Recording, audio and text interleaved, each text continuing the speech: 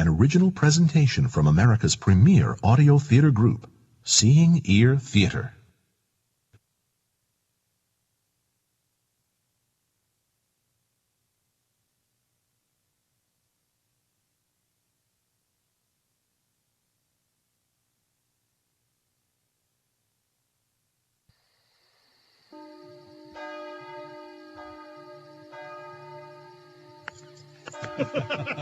To me, the moon is like a big white pizza pie. Oh, how unusual. White pizza. Oh, I think it looks like a great camembert cheese. Now, that's a Norman's answer. No. It's a pizza. But what do you think, Cyrano? What do I think? Yeah. For me, the full moon over Paris is like nothing else. It is for this uniqueness that the word itself stands. Singular object of moonness. The moon. La lune? La luna plena. What I want to know is what the moon looks like to someone who comes from there. Oh, like the man on the moon? The man from the moon, rather. For of course to Cyrano it is not enough to be the greatest of the Gascon musketeers. Yeah. He must also be a philosopher, a playwright, an inventor. Indeed, I play at everything, Louis. Perhaps this man from the moon will have a large nose, eh? What? Marco, you must not mention. I said only a joke. I heard what you said. Now Marco, draw not your at all. sword, ma'am, No. and say whatever prayers you do in Italy. For there is one thing I never joke about, as every Frenchman knows. And that word being said, there is no expression in Italian or in French which will stay my sword's great appetite. Ha! Ella! Ella! Other Worlds, a voyage to the moon and to the sun in the year 1650.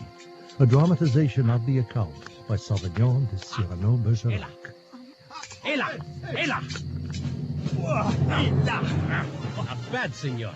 Perhaps you know this one as well. But Cyrano, stop! He What? didn't know. What do you mean? You lummox! He's a stranger here, our guest! Stop! Ella! It is not polite. For this to be funny or fair, the man must know in advance of your humor. We were having a friendly chat. We were talking about the moon, for Pete's sake. All right, for pizza, if you will. But from now on... From now on, how do you say? From now on, he knows. It is just as well, for I would hate to kill a man here on my own doorstep. Oh, be assured, Signor Cyrano. I am likewise pleased to spare you injury in front of your neighbors. So, if you will simply permit me to bid you good night. Yes, of course. But they are all asleep. Let us not wake them. Good night to you, then. Good night, Louis. May the moonlight not disturb you.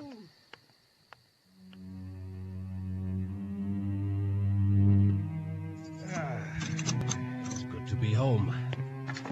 But this book wasn't here before. Has someone been in here? Hello? Hello? No. Why, I don't even think this book is mine. What's this? Sitting in my room one night by the light of a full moon, two tall old men passed directly through the solid oaken slab that is my door. Imagine that. And at the full moon as well. I discovered that they were, or said they were, issued from and inhabitants of that same silver orb which we call the moon. What? They presently disappeared exactly as they had come. Wait a moment, someone is having me on. What is this? The works of Jerome Cardan on subtleness, subtle effects, and occult causes, and the reasons thereof. Huh. Could that Italian have put this here to mock me further? No, he could not have gotten up here before me. Unless he could fly, of course. Would you look at that moon? This can't just be a coincidence. Perhaps it was Lucinda. Yet, my door was locked, wasn't it? It appears to be in good order. Could it be Cardan's mysterious visitors came here? I can't imagine anyone could walk through this. People in the moon. The only way to find out would be to go there.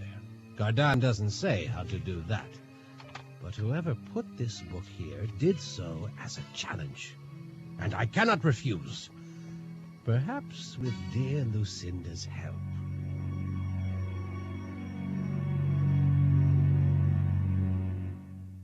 By placing the dew from your rose garden in these tiny crystal bottles, which I attach to my coat here, and oh!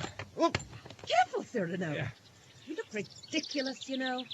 And so, then, when the sun rises and warms the dew, it exercises a power of attraction, which will lift me up. But if it works... When it works, dear Lucinda, when it works. Since it works, then? Yes?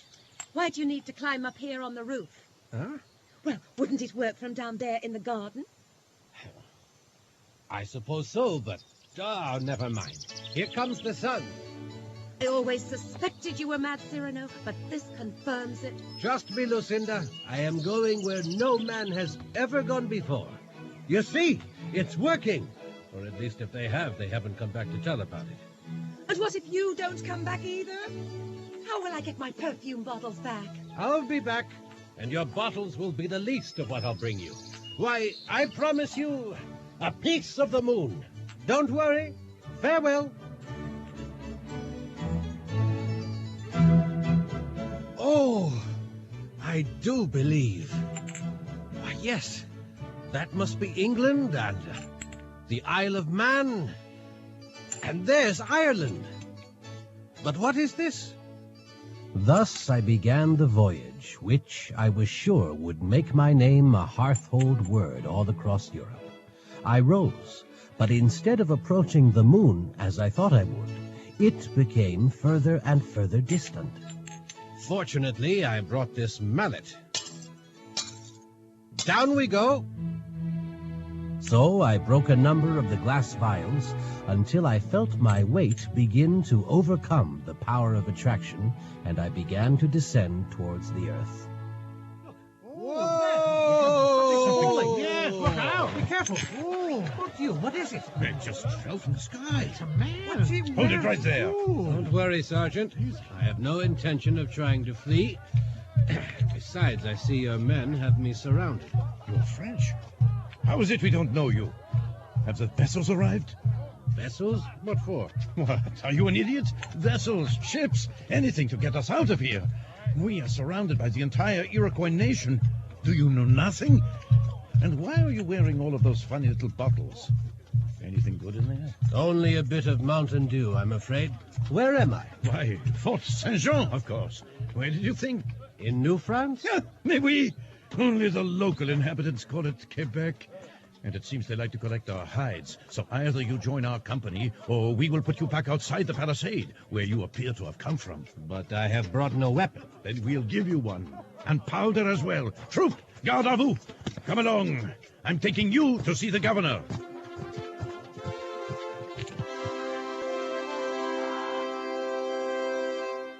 So I arose perpendicularly in France, and likewise descended perpendicularly only here in Canada. Most remarkable. And what do you think caused this? I believe that while I was aloft, the Earth's rotation was sufficient to bring me over the vast Atlantic Ocean. Well, Heresy is what it is. we'll have to leave that kind of speculation to the Jesuit fathers. Yes. In the meantime, since you say you were a musketeer... And an excellent swordsman, so please my lord. Yes, well, you'll learn to fire a musket here. We'll make you a lieutenant. Have the sergeant find you a room. As you command, my lord.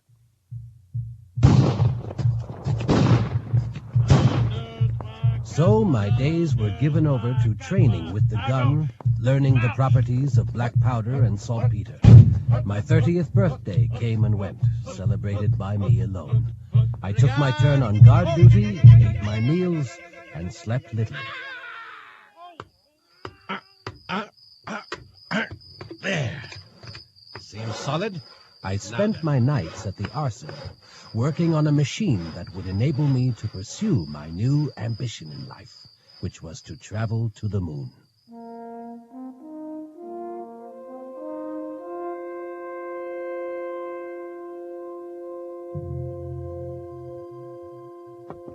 Come in.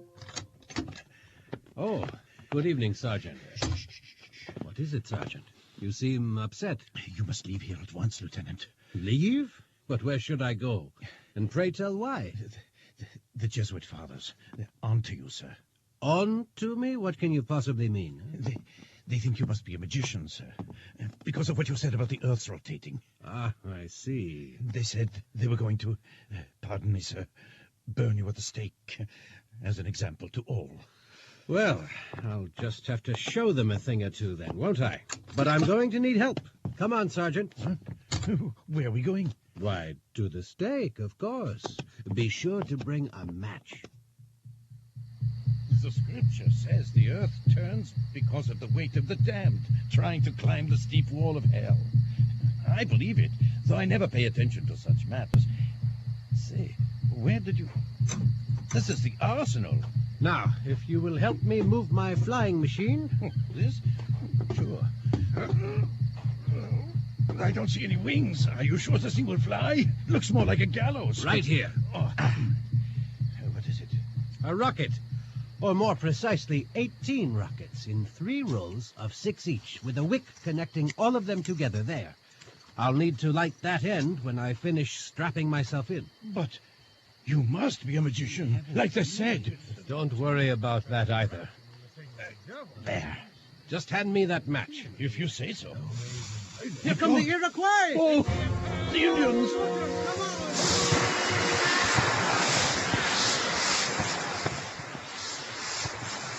Fortunately, I was ready, and it was as good a time as any, for as my machine rose over the fort, I could clearly see a wave of fierce Iroquois coming over the wall. But it was too late for me to do anything about that, as I was on my way to the moon. Assuming this contraption holds together that long. Here goes the second row of rockets. Whoa! More like it. Oh, la, la, look at that. I can see the entire globe of the Earth now. A bit larger than the one in my study, eh? Ah, when will I get back there? And I do so miss Lucinda. And, yes, the moon seems a bit closer. Still pretty far away, though. Once I reach it, well, I suppose there's no guarantee I'll ever get back. But if the strange beings who visited Jerome Cardan came from up there must be a way. Oh! There go the last of my rockets. I hope they're enough. If I don't get to the moon, I'm truly out of luck. I've needed plenty of that during my short life and my many long campaigns. The moon still looks small. But then, it is actually smaller than Earth, isn't it? What's odd is, it feels like I'm going faster than before. Faster all the time. And my rockets are about burned out. I wonder why that is. Can it be I am no longer rising, but falling? Look out below! Oof! Oh! Phew! Oh, Hold, mortal. Do no further damage to that plant. Plant? Who said that? For it is the tree of life. It must be so, for indeed it has just now saved mine. Not at all. Who are you? Why can't I see you? Or this tree? And those are doves. And flowers. But all I can see about me is dust and rocks. If it weren't that I can feel and hear these things, I would swear that I stand on the barren surface of the moon. Oh, and so you do. Only where we stand right now is what you mortals call the earthly paradise, and its beauty is in every way unsurpassed. Here all those who have found favor with the Lord can hope to spend eternity. You mean this is heaven? In common parlance, yes. And this here is the tree of life, grown from the very apple which Eve gave to Adam. And here I thought I was simply going to the moon. How come I can't see any of this? Because you are not dead. That will change, of course. You are no doubt aware that the moon exercises a powerful attraction over all flesh and blood. Indeed, to anything with water in it. What is less well known is that once here, the pale orb sucks the remaining vital essence from whatever it might be.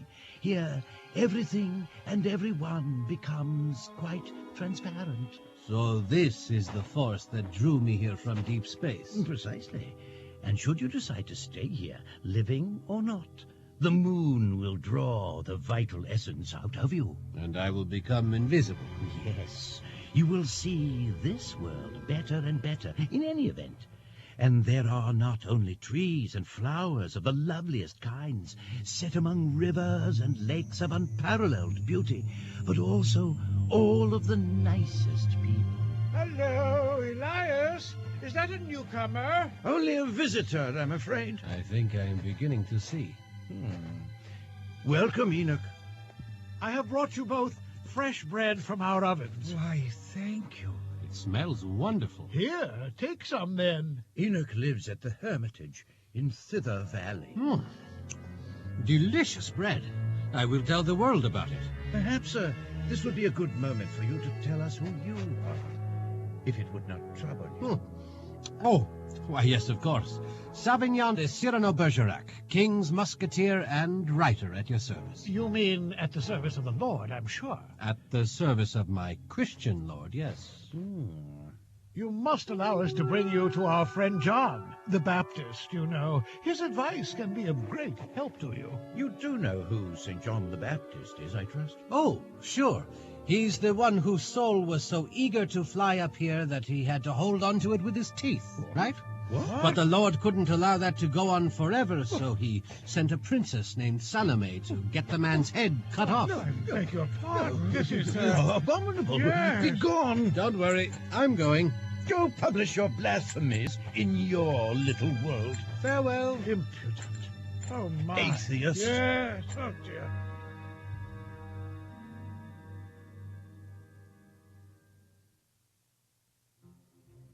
So it was that I left the earthly paradise behind and set off across the face of the moon in search of some sign of intelligent life. For days I walked, nourished only by Enoch's heavenly bread. Unbeknownst to Elias, I had pocketed an apple from the tree of life during my fall, but this I resolved to save for Lucinda as a gift when I returned to Earth. Presently I did begin to see some of the wonders whereof Elias had spoke, but I saw no other people, living or dead, until I reached that part of the place where the sun does never shine. It was in a dim grove of what smelled like pine or hemlock that they first spoke to me. Hold, stranger. Stay your step and talk with us a while. Huh? Where came that voice? Tell us what you are and why you have come. Well, here they are. I am a traveler from Earth. Savignon de Cyrano Bergerac is my name. Yeah, it looks more like a monkey to me. Except for his very large... Sword? A human! For surely my lady was not going to say... Put up your weapon, traveler. At last, oh, at We are last. Blanche and Isildbras, the queen and prince consort of this land of the moon. And this is our prime minister, the Count de Lunel. Company! Halt! Surround him, men. That's it. Arms at the ready. Her Majesty wants no fight, but wishes to speak with you.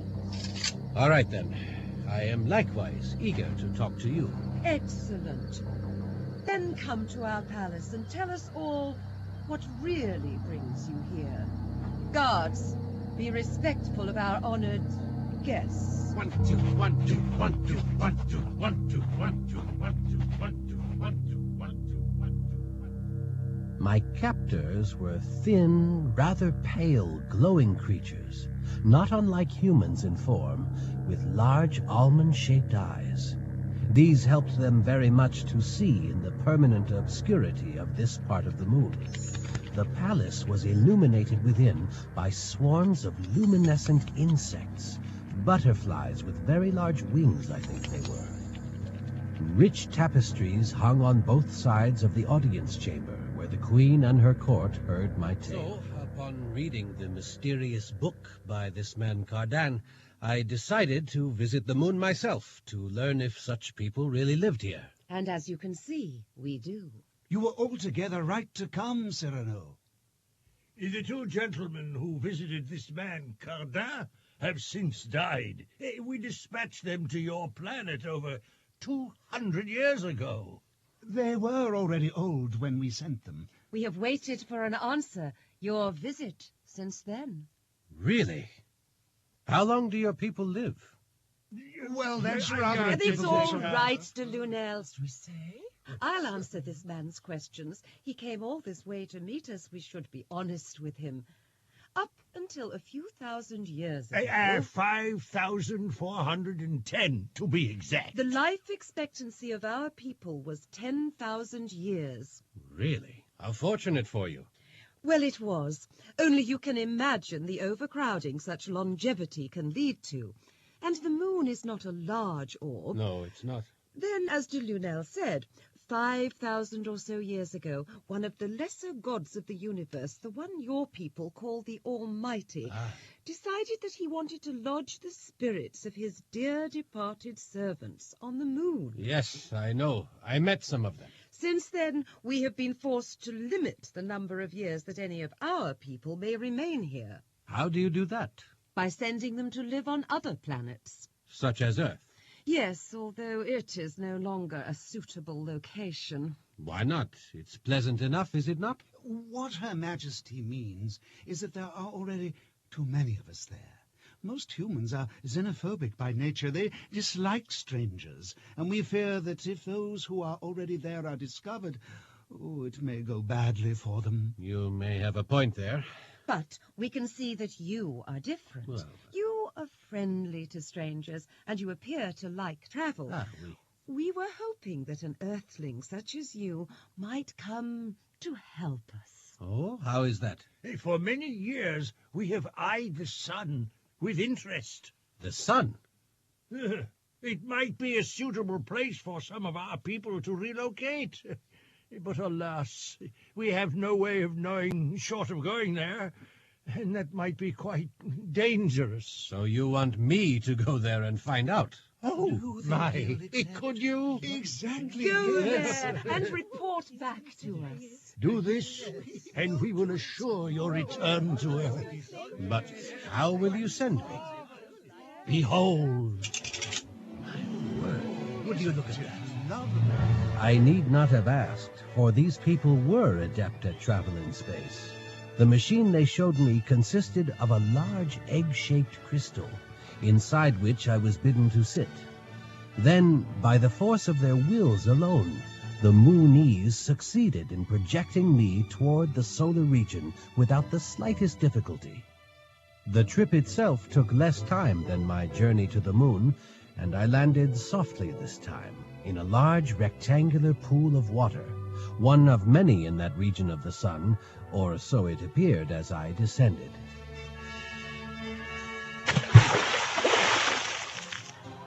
Nicola, Avida, come quickly! It appears to be some sort of traveling machine. What a gorgeous crystal. Oh, Salvador, can I have one? There appears to be someone inside it. Fantastico! The inhabitants of this place looked to be entirely human, though in near nakedness. They seemed surprised, but not entirely taken aback by my arrival. What a wonderful piece of engineering. Hello there. What place is this? Why, it's the Sun City Artists and Inventors Club pool, of course. And if you are not a member... You should be. Is not so? Oh, indeed. Club pool? Congratulations, sir. A fine stunt. Nikola Tesla. Sauvignon de Cyrano de Bergerac. Pleased to meet you all. Salvador Dali. And this is my wife, Avida, because she is Avida de todo. Oh, I just love your traveling egg. It's not mine, really. It belongs to the Moonies. The Moonies? That's right. Are you one of them? No, I'm from Earth. Really? Queen Blanche and the Court of the Moon send greetings. But and you are from the Earth? Yes. The Yes, indeed. I left there by means of this jacket, covered with small vials of dew, you see? Genius. From there, I traveled to Canada in New France. I told them my adventure and of all the fun I had had among the people I had met. The inhabitants of the sun seemed uninterested in any of them, but they asked many questions about my craft and about my flying jacket. I made no further mention of my commission from the Moonies, nor did I tell them about the apple from the Tree of Life, for fear that they would steal it. But you must tell us more about your inventions. Are you free for, say, lunch? Lunch? How do you say, to eat? Not you. Ah, food. Oui, manger, of course. They took me to a nearby inn and fed me, asking many more questions about my travels. I, in turn, learned from this man Tesla that they were not truly men at all, but human souls ready to be born on Earth. The entire future of humanity was here on the sun, the one called Dali said, like so many actors waiting for their turn to go on stage. How do you get to Earth when it's your time? Oh, that is easy. We descend on rays of the sun. In light itself? Of course. Do you remember sitting in school or in church, looking at the sunlight streaming in, that there were always, how do you say, little specks of dust dancing in the light? Motes, they are called, Salvador. Yes. That is how the souls get down to Earth. Yes, but tell us about the industries of the moon. Well, I didn't see any. Oh. But the bread was divine. Ah. When we returned to the pool, I discovered to my horror that the Moonies' space egg was gone. I stared in utter disappointment at the spot where it had sat, and wondered how I would ever manage to get back to Earth. I am lost. How will I ever get home? Oh, this is no problem. You have simply to descend as we do. In a mote of dust. Is that possible? I mean, I'm not like you. Why not? Come on. Well, We'll just slip you into the line. I'm flesh and blood. Huh? What is this flesh and blood? That is a very nice jacket, though. Do you not think the little vials would look better filled with creme de menthe? But I can't go in that thing. Sure you can. You want to get to Earth, don't you? Now you just step right in here. I didn't have to wait. It seems there was a great war on Earth at that time, and fresh souls were much in demand.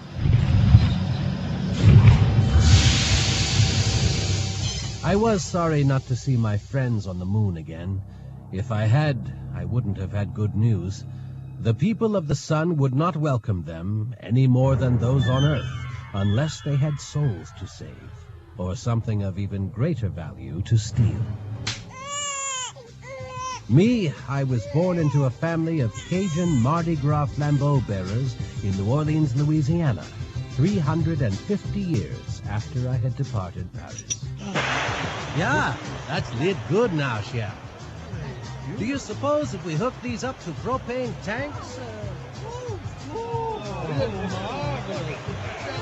I never saw Lucinda again, nor any of the remarkable people I had met during my travels, although perhaps I will someday in heaven.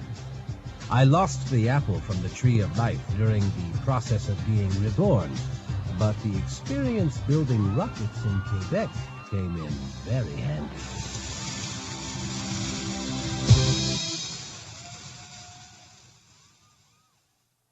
Other Worlds, a voyage to the moon and to the sun in the year 1650.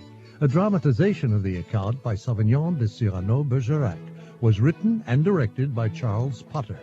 In the cast, you heard Jason Culp, Merwin Goldsmith, Earl Hammond, Timothy Jerome, April Ortiz, Simon Preble, and Elizabeth Swain. Sound effects by Arthur Miller. Mix by David Rapkin. Produced by Brian Smith. This has been a production of the Sci-Fi Channel's Seeing Ear Theater.